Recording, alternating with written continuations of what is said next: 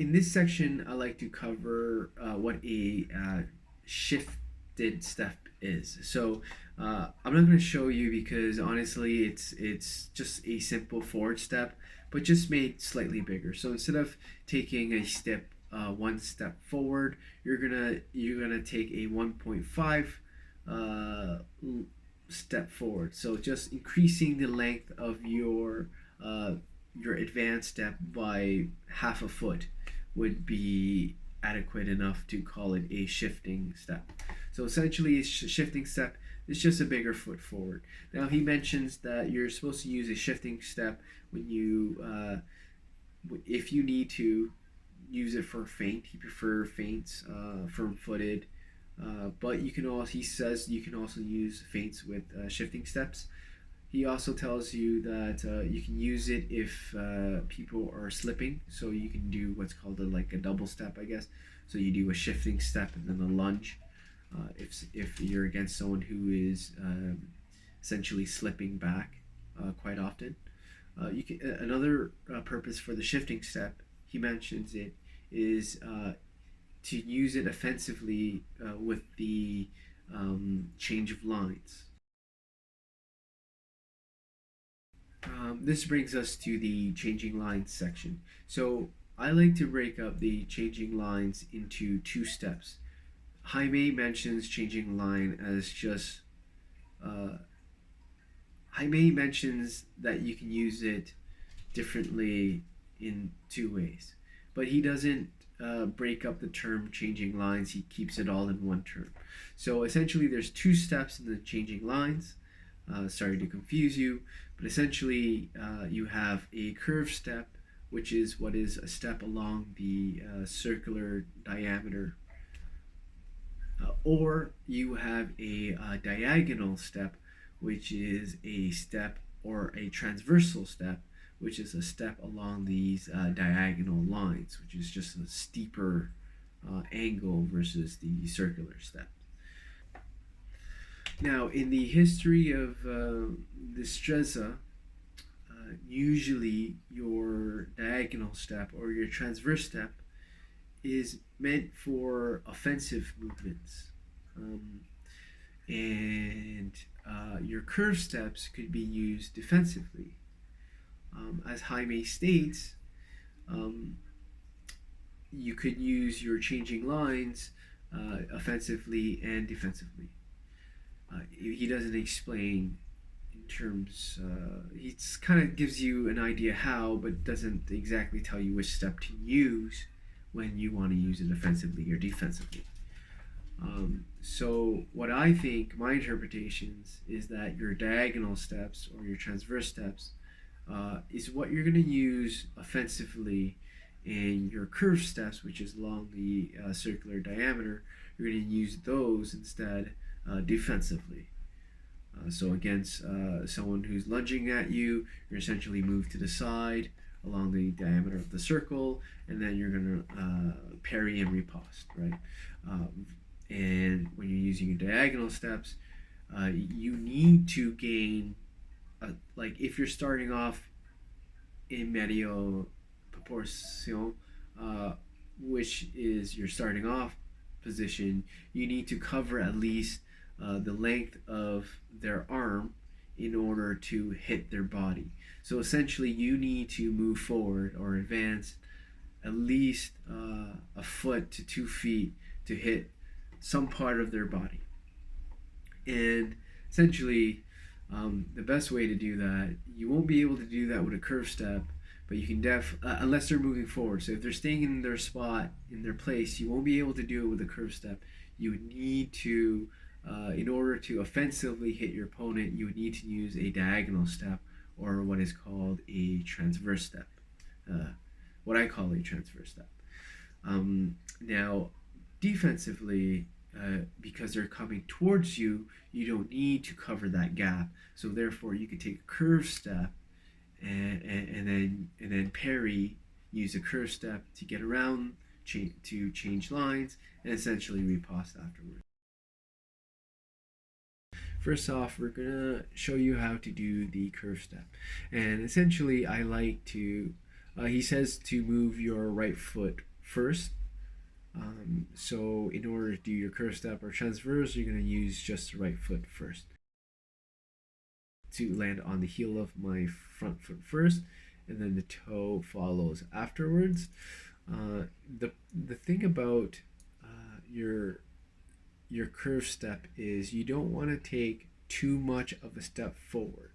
So if you can see here, I'm using the line right in front of my front foot, and I'm essentially just stepping, just putting my heel on that line where my toes were. Essentially, I'm taking my curve step just slightly off to the side and about 1 foot forward from my original position.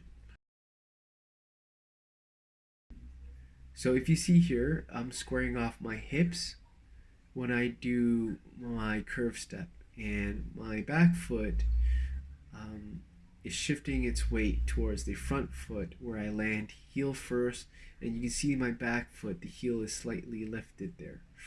That's going to help me with the balance. And this doesn't torque my knee as much as you would think, is because what's helping me is by squaring off my hip or turning my hips clockwise. I'm helping my leg keeping it straight. And I'm not technically crossing my knees. My knees are not touching each other at all. There's quite a gap there. So structurally, it is not as bad as one would think it would be.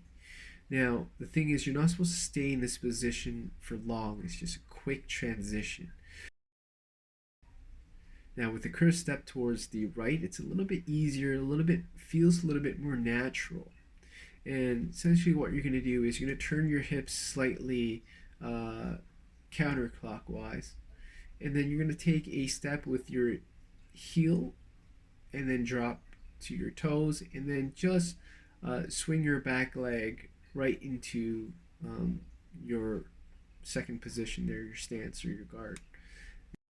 You can use your heel or your toe, whichever you feel is more comfortable. My old master likes to use his toes when he's reaching further outwards, and heel if he's not reaching that far.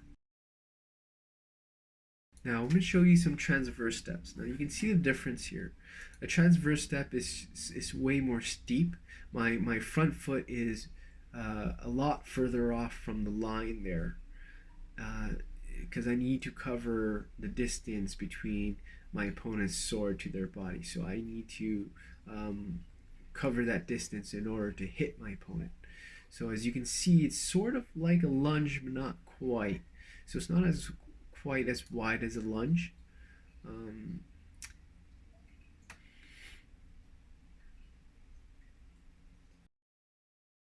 A transverse step towards your left is sort of like your curved step towards the left, but instead you're stepping more forward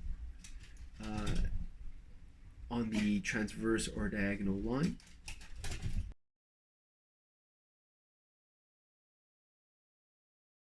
Turn your hips clockwise, and then you're going to reach out with your heel while you have your toes pointed at your opponent. So those are your two ways of changing line. So you have what I've broken down as your curve steps, and then you have your diagonal steps, which are your transverse steps. So next thing, what we're going to do now is we're going to combine these steps into a drill with tajos and revés. First off, we're going to start this offline cutting drill with a curve step towards the left. First off, you want to form the 9th parry while you're taking your curve step. What's most important is as soon as you move your front foot, you want to form the parry, because that's what's going to keep you safe. As you realign your body on a new line, that's when you form your cut. So next up, we're going to make a curve step towards the right. So again, you're going to form your parry 8 first before you take a step towards the right. And then as soon as you realign your back foot and your body, that's when you form the taho or the cut as a riposte.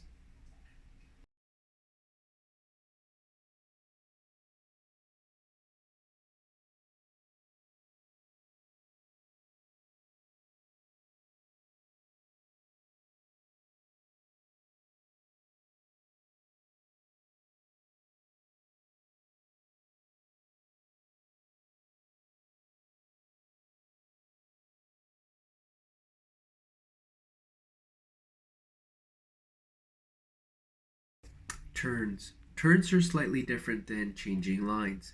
Turns actually only happen on the transversal lines or the diagonal lines, and it doesn't happen on the circumference of the circle. Um, in order to do a turn, you must turn your front foot first, either towards the left or the right, placing your weight on the ball of your front foot. Therefore, after you turn your front foot, you can shift your back foot into position easier if the weight is more on your front leg.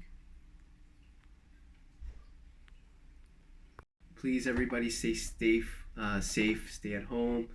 We're sort of starting to see a slower curve here in Newfoundland. I hope it's the same everywhere else. So, God bless. Take care.